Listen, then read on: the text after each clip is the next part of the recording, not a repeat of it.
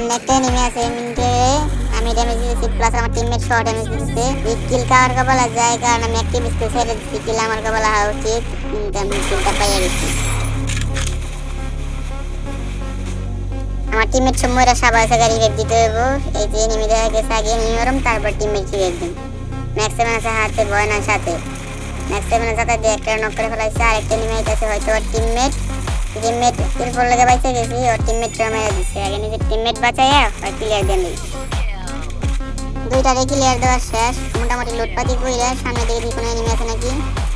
সামনে একটা এনিমি দেখা গেছে, খুব সুন্দর স্কেটবোর্ড করতেছে।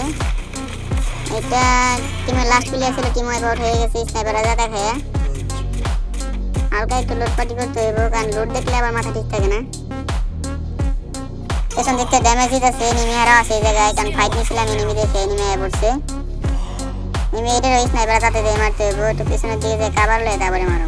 আমরা তো পুরো প্লেয়ার বেশি, কাভার লয় মারতে হয়। এনিমির টিকিটাকে খুঁজে বের করতে হইব প্রথমে, তারপরে স্নাইপার দিয়ে শুট দিতে হইব।